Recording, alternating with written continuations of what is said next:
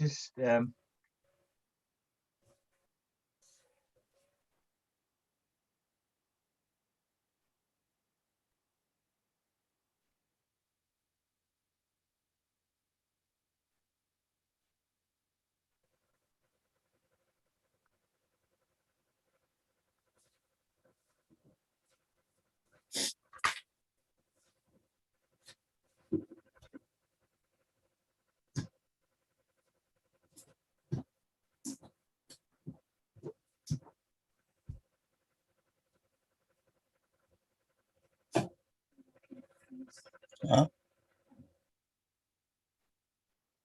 I just posted on the Facebook, and I'll do this on Twitter, and then we can begin.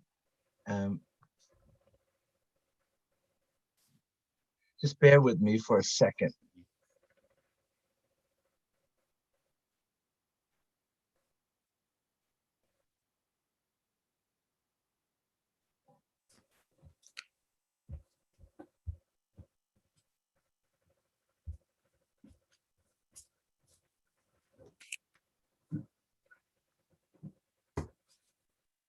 Okay.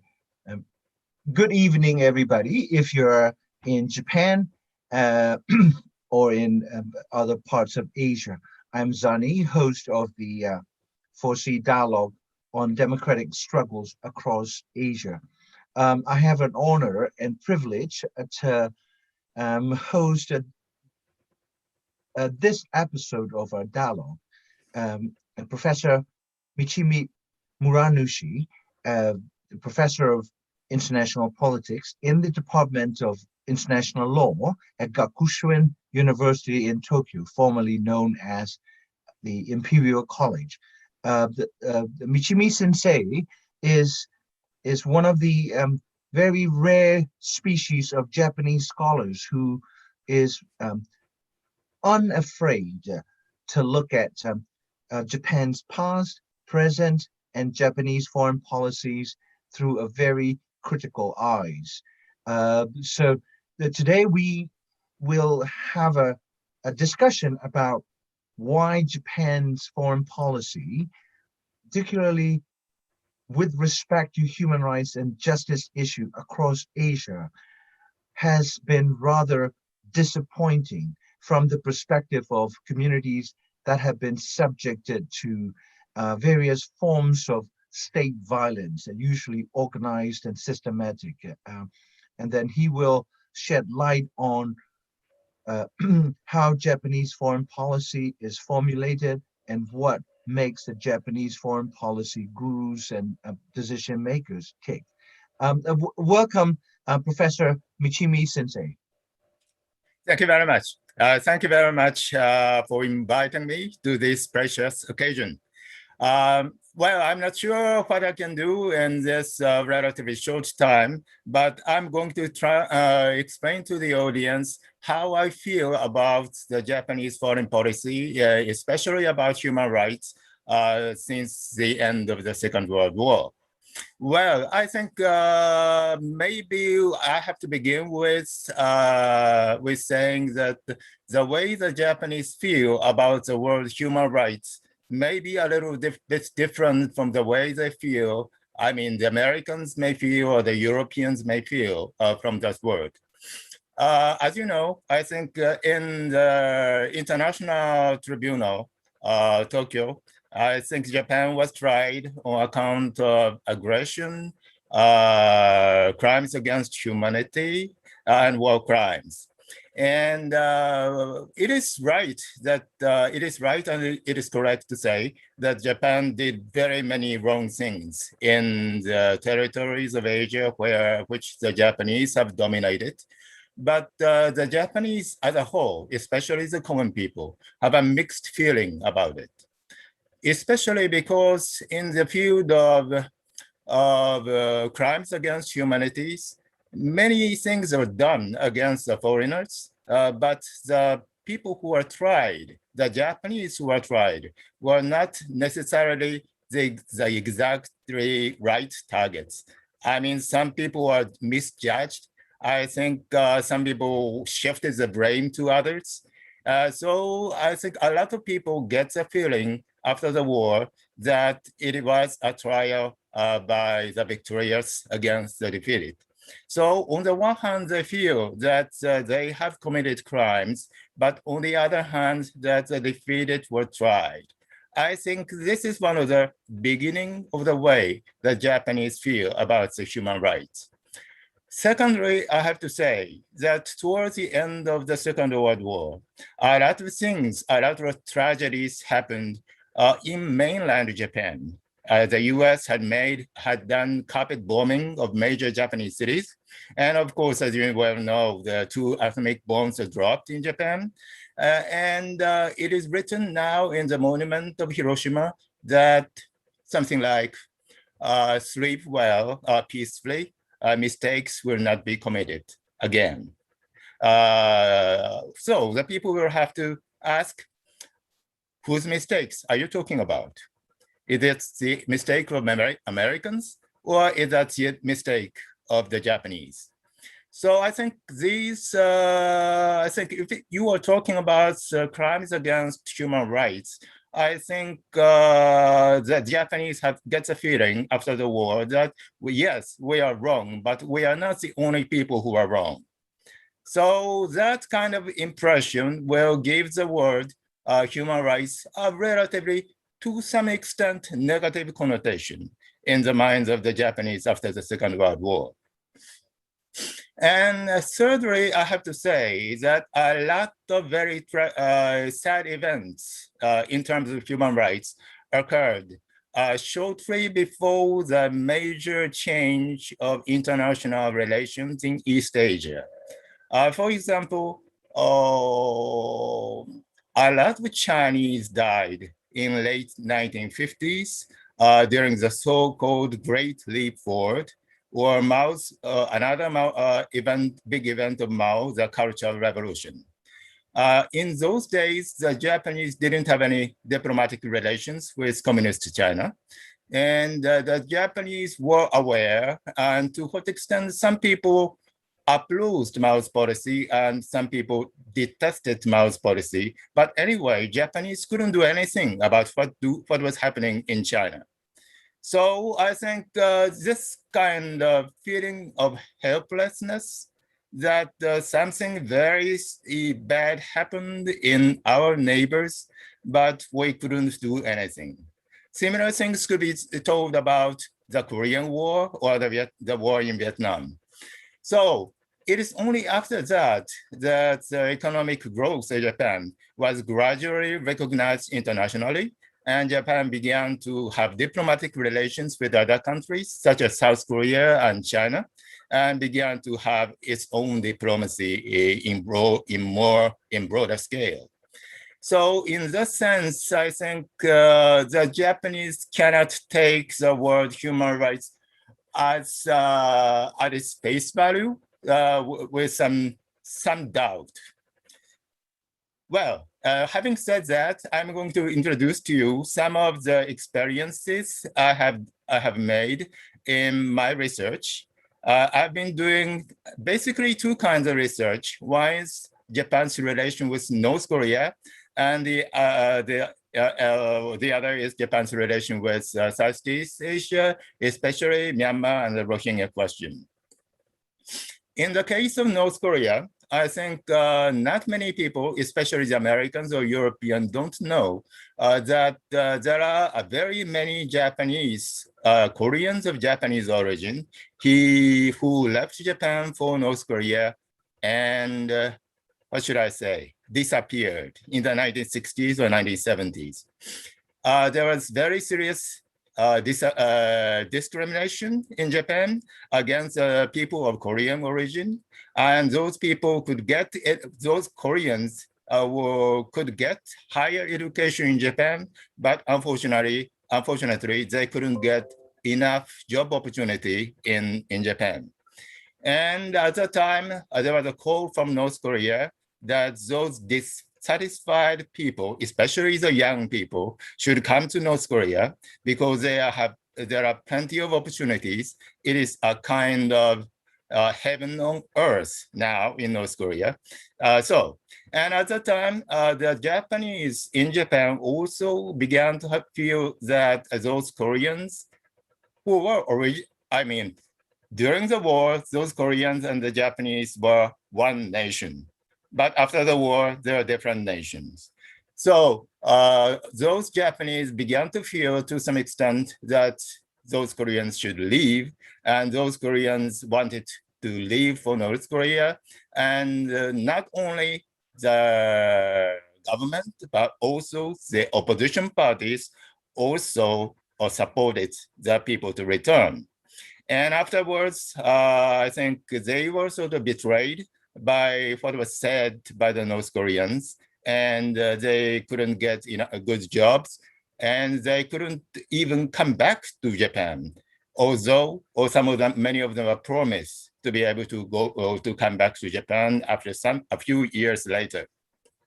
So also, I think it was one of the very important experience that people began to leave, migrate from a relatively developed state, Japan, and to a relatively backward state, North Korea at the stage, and a totalitarian state at the time, and disappeared without any notice.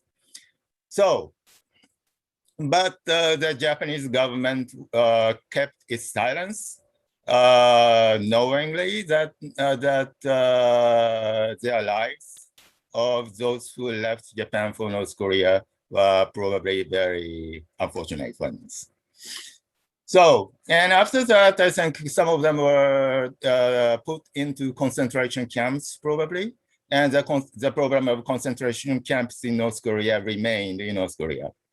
And there were sometimes reports on North Korea in those camp matters and other matters.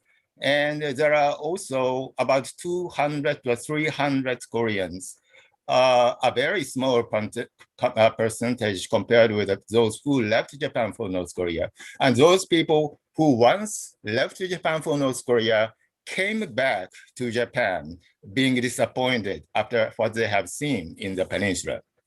So I sometimes spoke with those people to talk about their own experience. And so the one I'm trying to attend the meeting in order to get more information about the human rights situations in North Korea. So,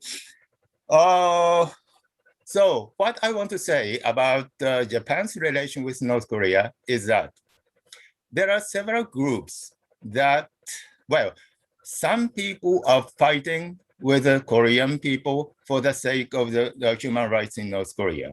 But on the other hand, for the business people in Japan, North Korea is one of the potential frontier of future economic relations with Japan. It is very rich in minerals, and it has very big economic opportunities in the future. So they are very enthusiastic about having diplomatic relations with North Korea. And I have to introduce to you another program, which is the program of Japanese abductees who are probably staying in North Korea.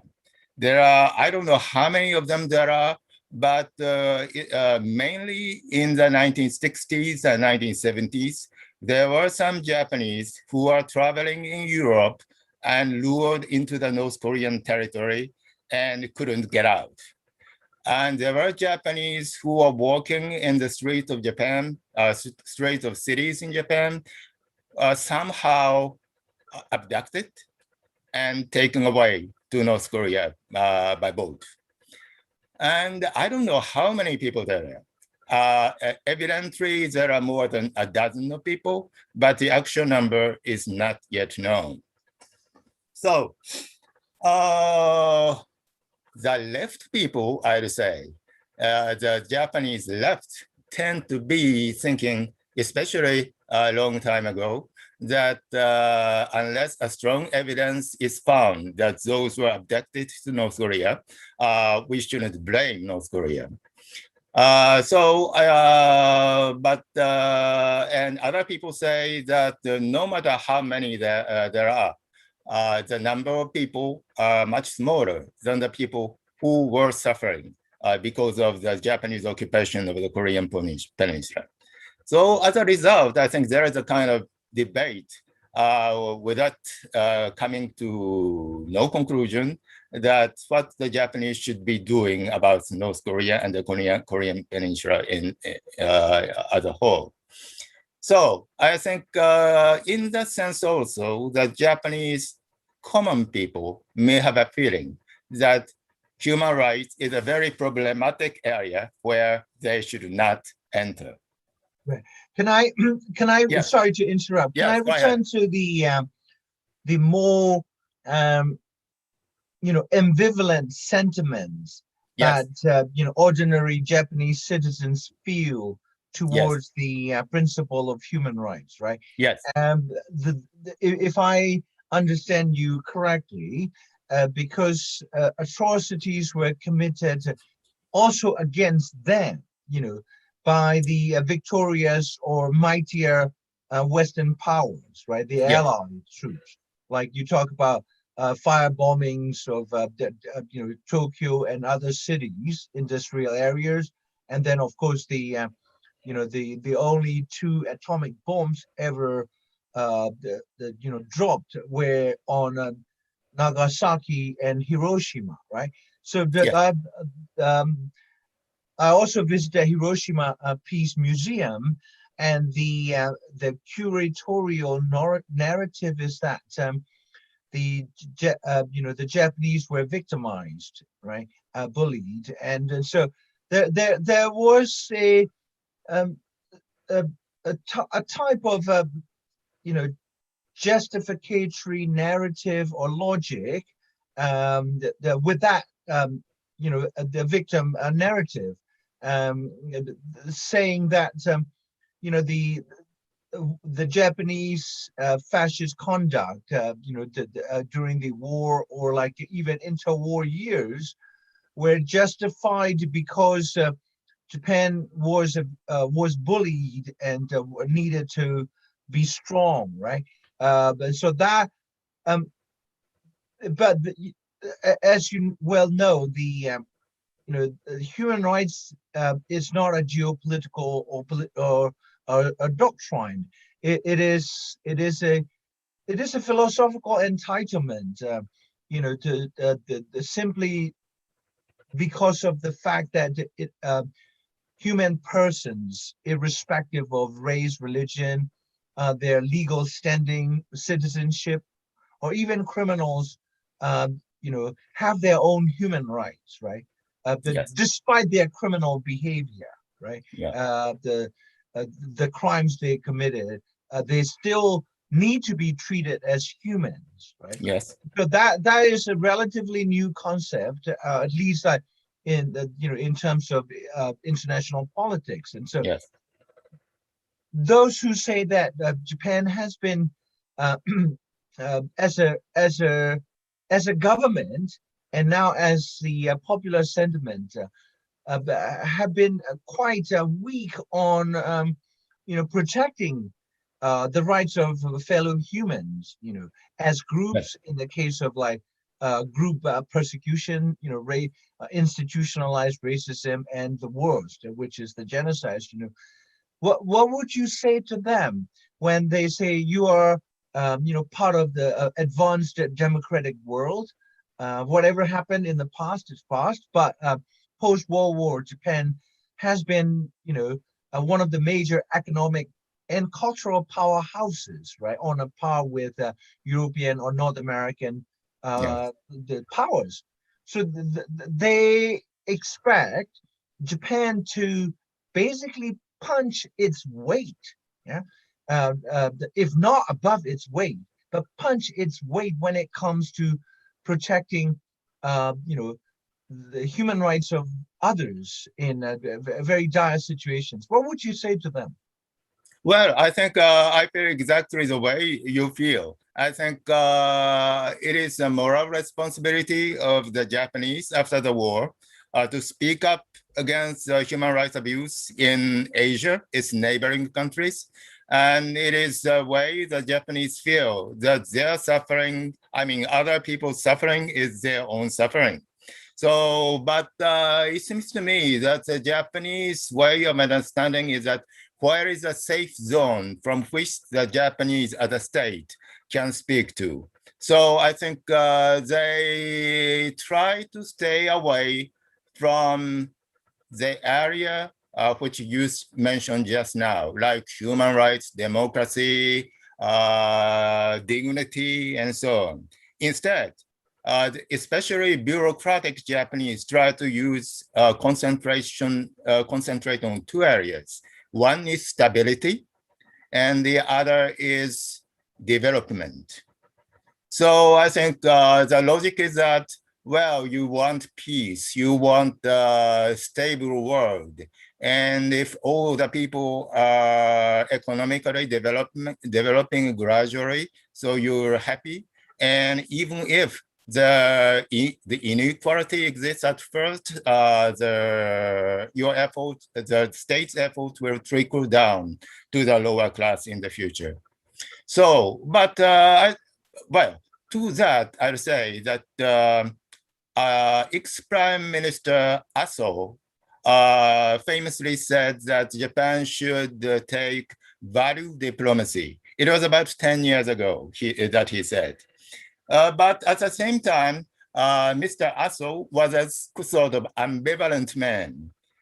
He was known for its so-called value diplomacy, but at the same time, after finishing his job as a prime minister, he has been one of the heads of Japan-Myanmar Association. Japan-Myanmar Association is probably famous in the sense that it is an association of business leaders in the past, politicians, great politicians like ex-prime ministers or ex-foreign ministers, or Japanese ex-ambassadors to Myanmar.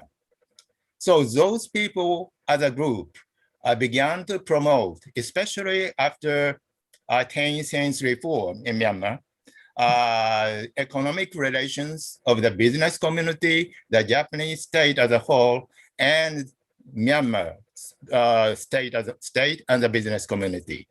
And in those relations, Japan-Myanmar Association focused mainly purely on the state-to-state relations and paid very little attention to what has been happening, for example, in the state of Rakhine, or those the situations, those people who are oppressed. And those programs were regarded as sort of obstacles for the people like Japan-Myanmar Association. So in that sense, a person like ex-Prime Minister Aso was sort of very much ambivalent man, saying two things at the same time.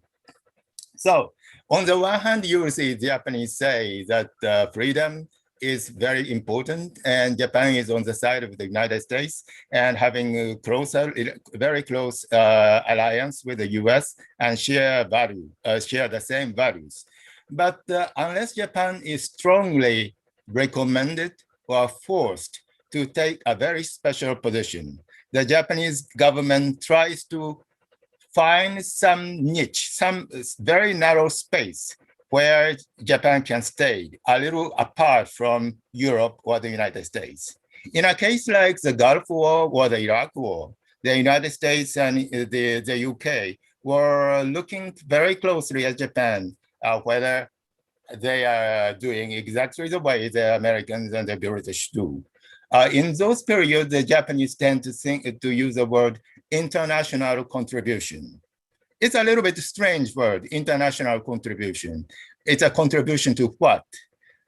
Probably some people said that it is a contribution to great powers like the United States.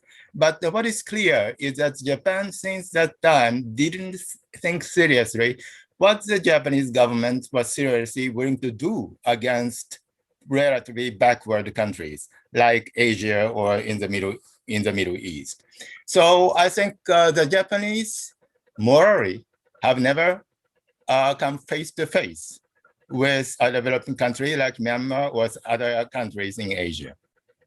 Can I ask you this? Yes. You talk about Japan-Myanmar Association and using it as an example of a very powerful web of elements within the Yes. Japanese international politics. Yes. Where the major foreign policies or policy decisions are made, right? Can you tell us how and who controls how foreign policy priorities are set, and who have large influence over this process? Because it seems to me, if we're talking about corporate or business leaders and very elite politicians and very senior or retired diplomats like ambassadors, director generals from foreign ministries, right? So there seems to be the three types of officials and the investors and whatnot that control the Japanese foreign policies. What kind of value orientation or interests these categorical individuals have? What do they bring to foreign policy making? The things like principles, like higher principles, like conscience, empathy, that kind of thing that the ordinary people will have when we watch televisions. Particularly distressing news about people being killed. Also, secondarily, you also talk about the state-to-state focus, in Japanese foreign policy with respect to Myanmar. I assume with other countries as well, right?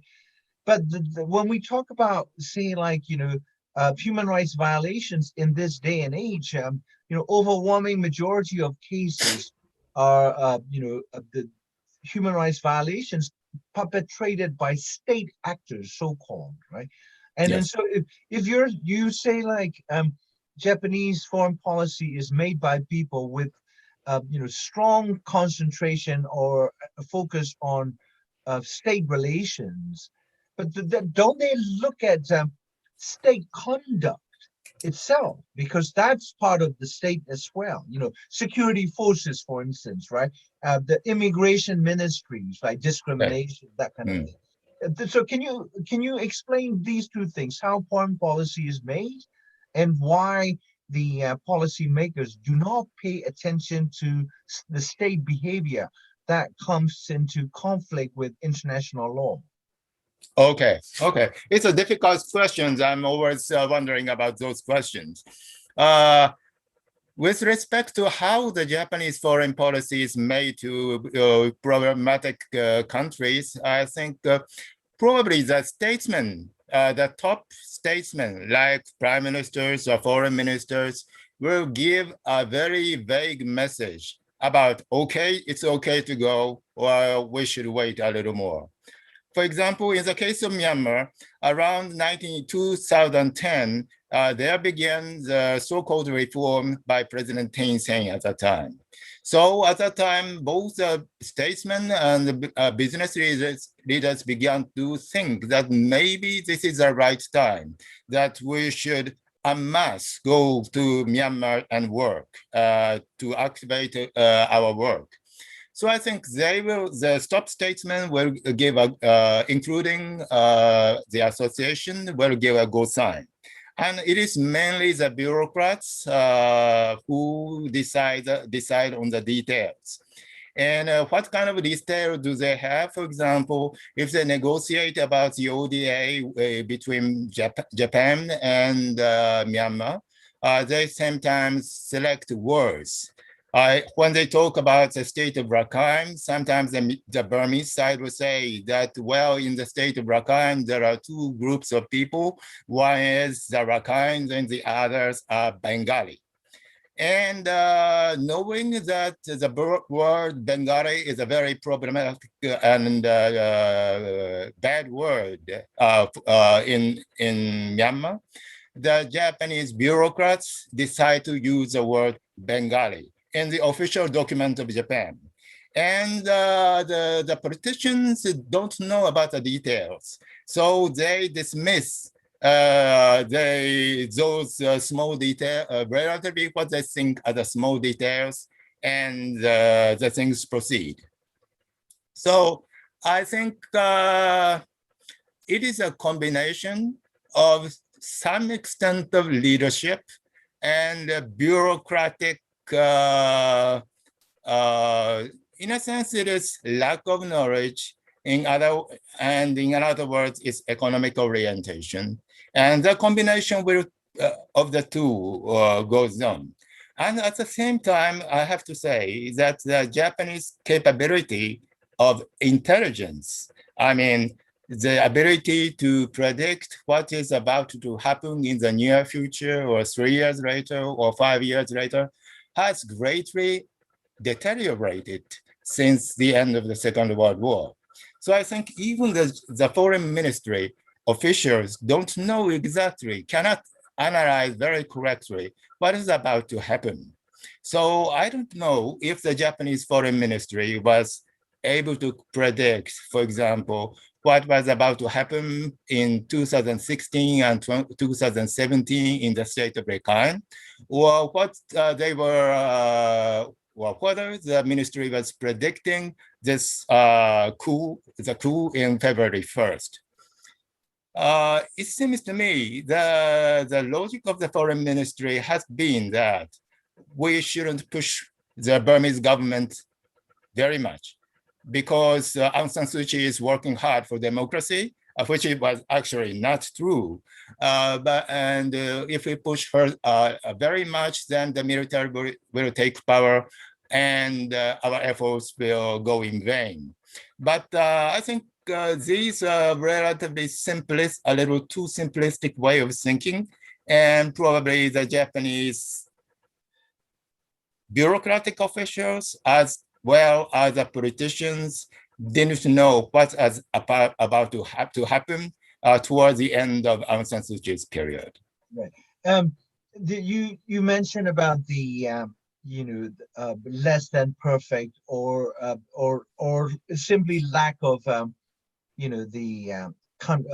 deep country knowledge, right? I don't know about the Japanese missions across Asia and other places, but in the case of Myanmar or Burma, you have a rather troubling situation where the ambassador is super fluent in Burmese. It has been posted there, this since 1990. That he was an economic attaché, I believe, and but I wonder if it is a case of his filtering of intelligence that he received, because I understand he's also married to a Burmese woman, and he knows the country more than any other ambassadors there, I imagine, but he has emerged as an extremely problematic figure, putting wool on the eyes of the Japanese decision makers in Tokyo, right? Because the decision makers in politics and business would take his word seriously because he has deep country knowledge, right? And yet this is a case where the expertise is not lacking. It is perhaps his own value or political orientation that does not take issues as important as a genocide or identity destruction. What do you think of his performance? And then we can go to how Japan fared in terms of providing moral and intellectual leadership in the cases of, say, 1965 genocide in Indonesia under Suharto, and also 1975-79 genocide in Cambodia. Asia since Second World War has also been the place for multiple genocides, right? So Yes. this should concern Japan. Yes. Well, actually, I think I do think that the current Japanese ambassador to Myanmar has made several serious mistakes in the past recently. One is like saying that, well, I don't think Myanmar has committed a genocide. It was, he said this shortly before the start of the ICJ trial. I think he didn't need to say that. And it gave Myanmar a wrong message that because Myanmar is allowed to do genocide in Rakhine, Japan will probably allow sometimes something more. Well, I think including coup d'etat, probably. So in that sense, the ambassador sent clearly wrong message. Secondly, and the embassy or the Japanese foreign ministry in general has not analyzed why Japan has failed thus far in terms of Myanmar's policy. I think Japan kept saying that we are going to protect the nascent, fragile democracy of Myanmar.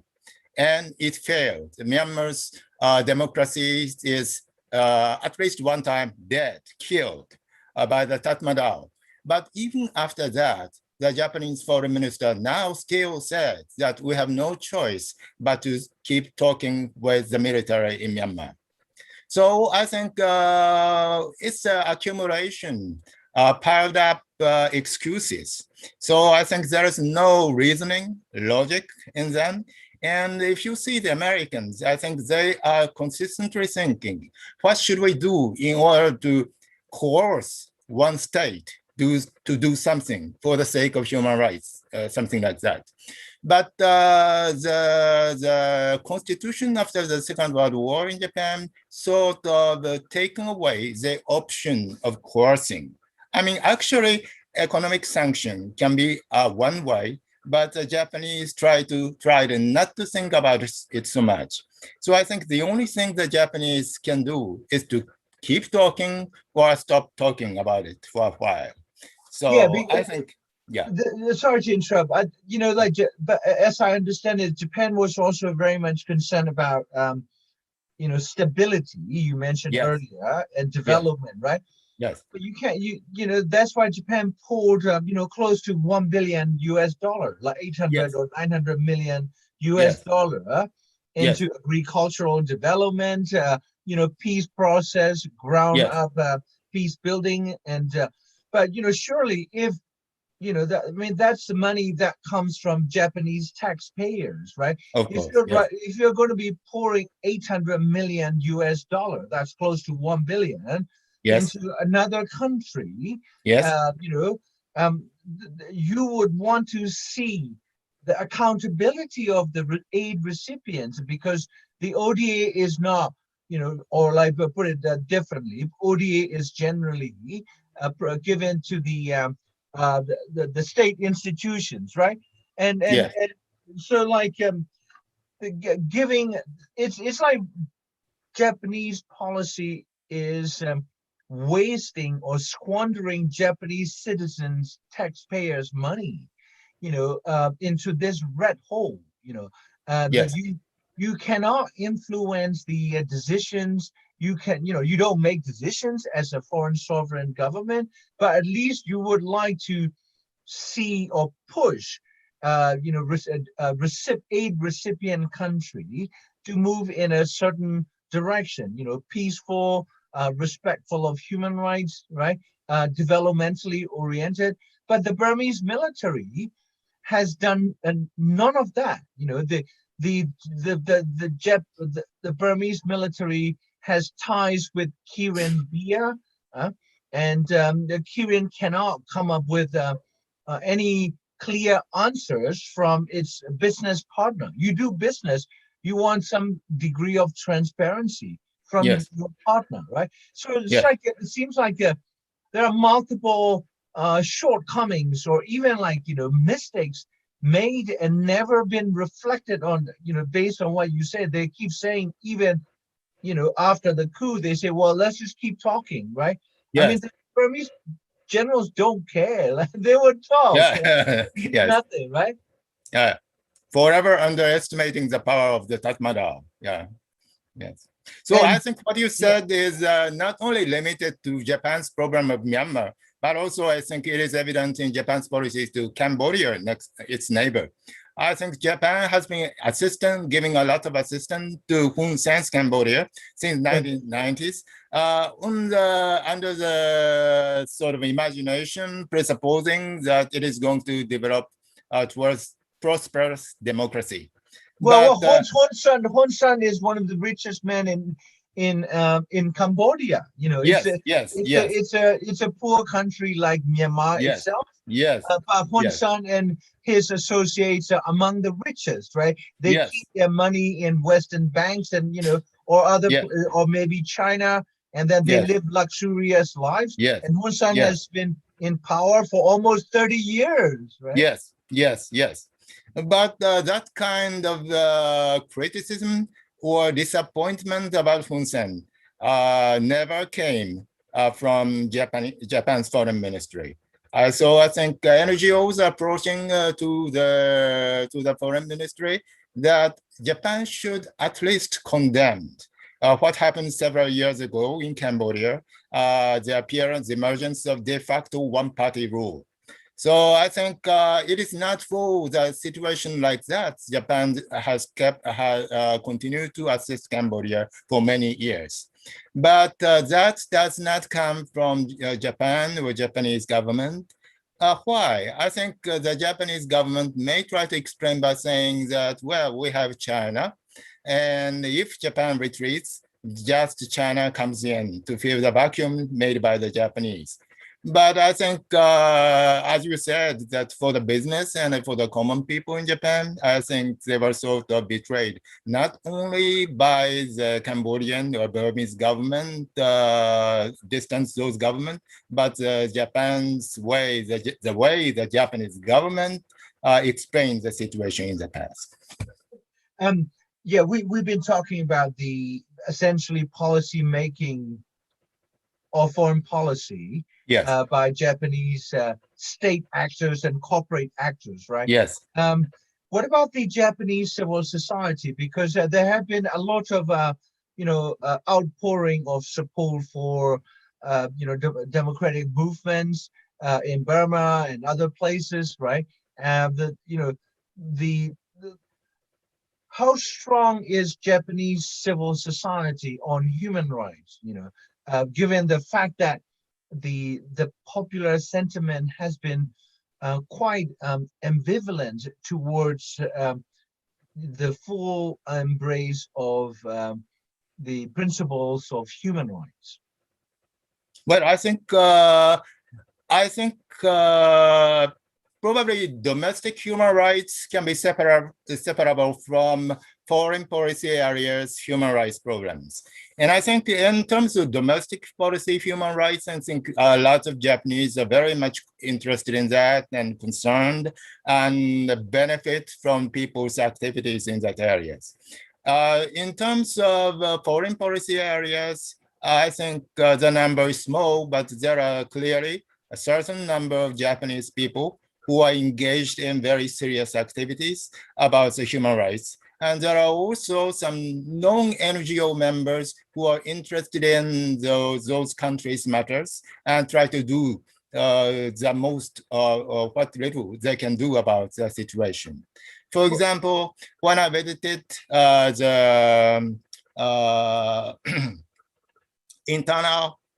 internally displaced camp in Sittwe in Myanmar, I think I found that there are some Japanese people before me who came to visit the camp. So who has taken pictures. But unfortunately, the Japanese public officials didn't come to that camp. So I think people are interested, concerned, try to tell something about it in terms of photos or in terms of films and so on. But I think that the Japanese media as a whole is a little bit weak in reporting those serious situations to the Japanese. Particularly, probably because the Japanese are not so much interested in the miseries of those foreign, of those Southeast Asians or Chinese in the remote areas. Right. But what about the Japanese Diet, the legislature, the parliament? Yes, yes. And you know, how strong is the the opposition parties with respect to human rights? You know, like because we know the establishment in Tokyo, Yes. it's a tight knit circle of elites, who went to who graduated from similar or the same universities, and like as you mentioned, Japan Myanmar Association is a case in point, right? Like all the different types of elite congregate, and from Yes. what I've read and done research on the Burmese issues, there has been a rather consistent elite interest in working with the Burmese military, right? And Yes. it seems to me when Japan or Japanese politicians and bureaucrats say there is a special, in quotes, relations with Myanmar, that it seems to me that relations with the specialness is with the murderous military. Yeah, that was basically founded by Japan during the Second World War, right? Yeah. With Aung San Suu Kyi's father as the Yes. nominal figurehead for the armed forces, whereas in Yes. fact it was Japan that fathered the Burmese armed forces, that which has gone on to commit all kinds of crimes in international law over the last 7 decades, right? So how do you see the role of the Japanese legislature, the opposition politicians, in promoting Japan as a leader, not just in economic productivity and advanced technology, but in this very vital area of rights and welfare of humans across Asia and perhaps beyond, like South, Africa and other places. Japan was very adept at, finding business opportunities, even in places like South Africa, right? Even at the height of the white minority apartheid rule, the Japanese businesses or businessmen living in South Africa, they were made honorary whites, right? And they were Yes. allowed to enjoy all the privileges that white people in South Africa enjoyed, right? Although obviously Asians are neither white nor black. Yes. Yes. Well, I think that I think you are making the point that it is not only the top leaders or the bureaucrats that are making policies, but also there are other part of the other Japanese who are influencing the Japanese foreign policy area. So I'd say I want to point out at least two. I think one is a congressman and the other business people. I think in terms of Congress, I think it is true that some opposition party members are certainly very much interested in the human rights programs of Asia, including Myanmar or North Korea. But I think they have some serious limits in their questioning. So I think the dialogue between the leaders and the opposition's members in the Congress go like this. I mean, there are some serious things happening in the state of Rakhine. What do you think? What does the Japanese government think? What are you going to do with it? And the government leader said, we are very concerned about it. And the opposition leader says, don't you have any words, something more to say? I think it is a clear case of violation, at least ethnic cleansing or genocide. But why do you keep saying that you are simply expressing grave concern? And then the foreign minister comes up to speak and say, you know that this country is traditionally very much special relation with Japan. And so we have to take special care, and we are doing this and this and this. And so that's why we cannot say more.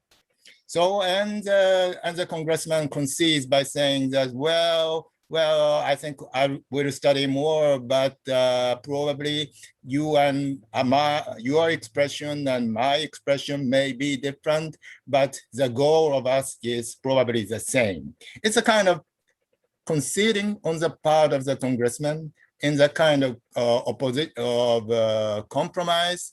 I think so. So the congressman raised points, some very good points, but at the same time overridden by the top leaders. I think that is basically the typical situation in Japan's Congress. Yeah. The second thing I want to point out is a business. I think I recently read that, I don't know much in detail, but some Japanese ketchup company stopped using ketchup from Xinjiang. I think probably being afraid of the criticism that slave labor is being used for the tomato production in Xinjiang.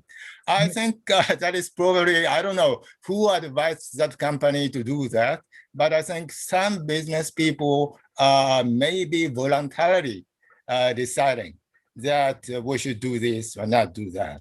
I think that was interesting. Yeah, as as a way of making Japan a leader in human rights, because obviously since the 1970s Japan has been a world leader. It's part of G7 and one of the biggest powerhouses. Used to be number one in the number two after the United States.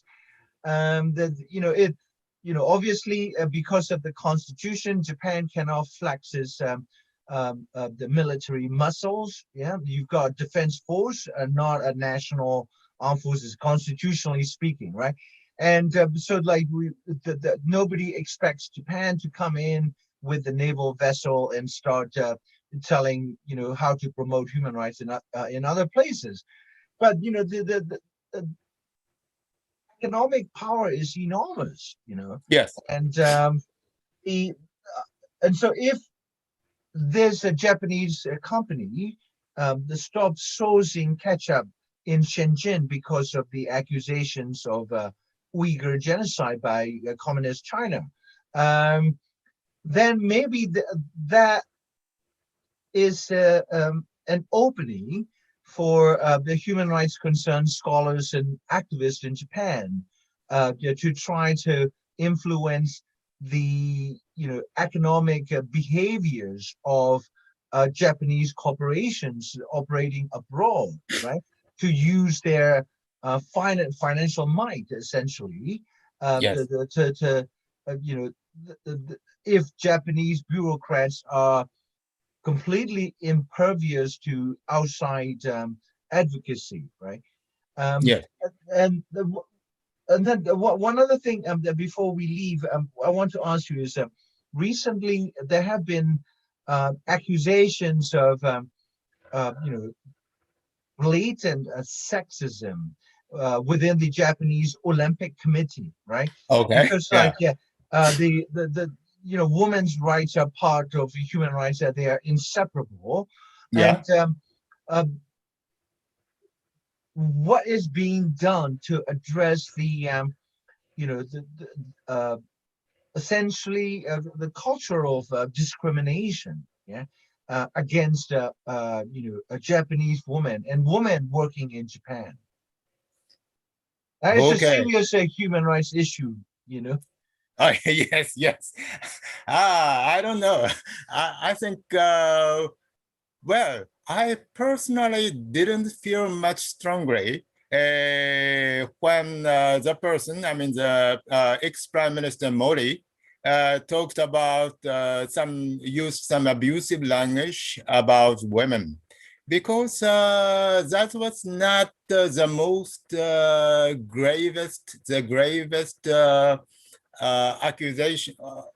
I mean, accusation of women usually made by the Japanese. I think I know considerably more serious cases of the abuse of the rights of women, especially relatively poor women who are divorced, for example, and have little jobs to do. And think because of the economic downturn, I think there are very many women whose rights were infringed.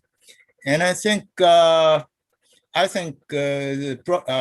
ex-Prime Minister Mori's speech simply represents some symbolic meaning of the way that very many Japanese are concerned about the rights of women.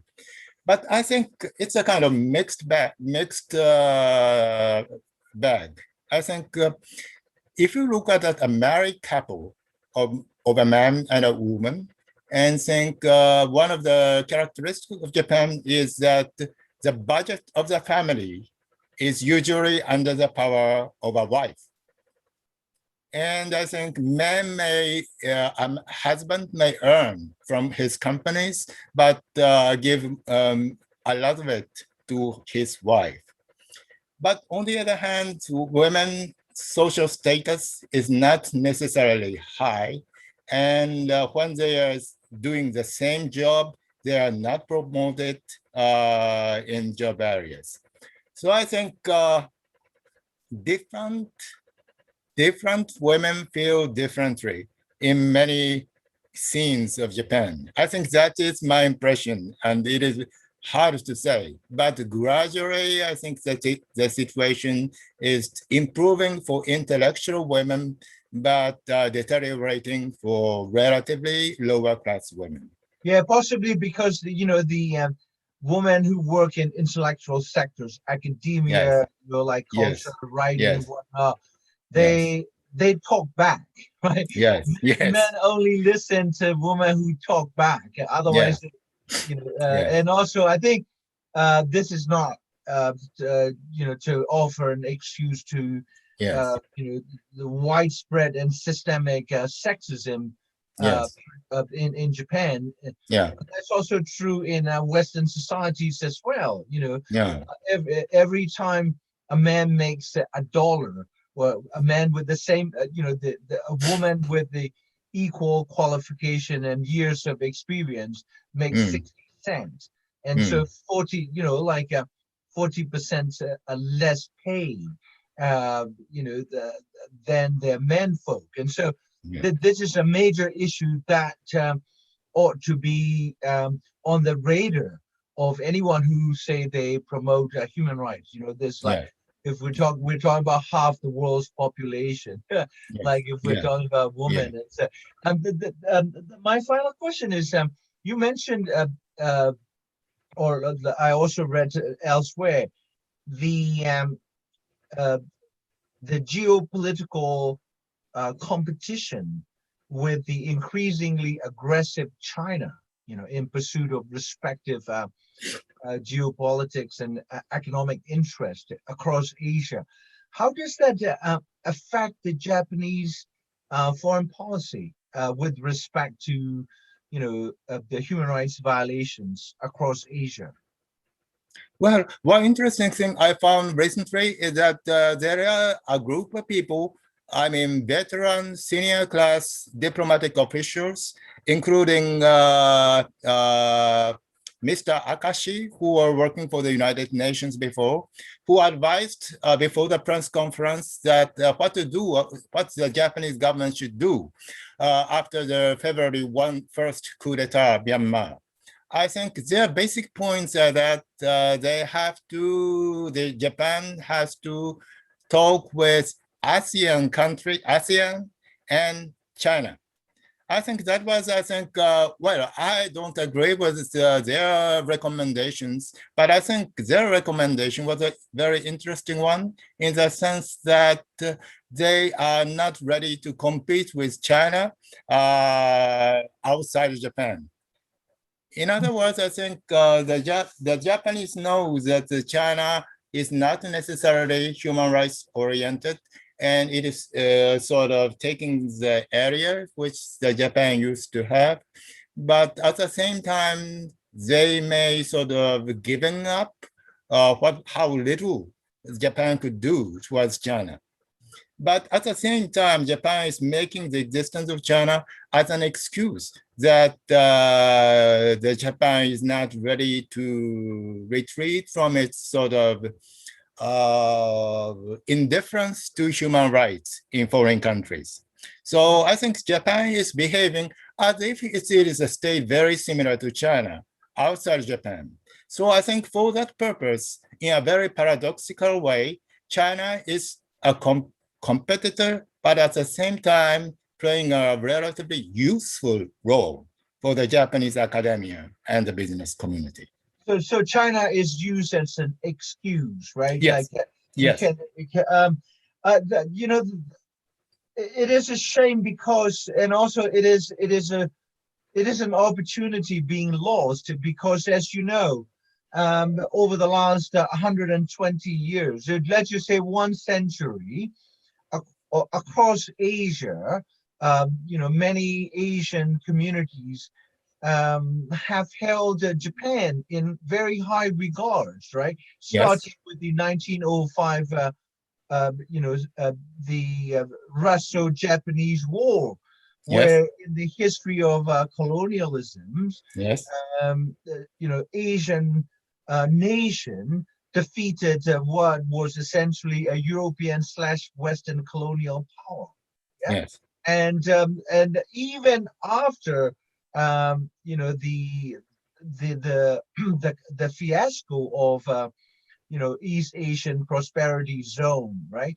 Asia for Asians, you know, Japanese propaganda during the Second World War, or before that, you know, Southeast Asia, much of Southeast Asia was fascist occupied. There were so many atrocities and atrocity crimes committed by Japanese imperial military.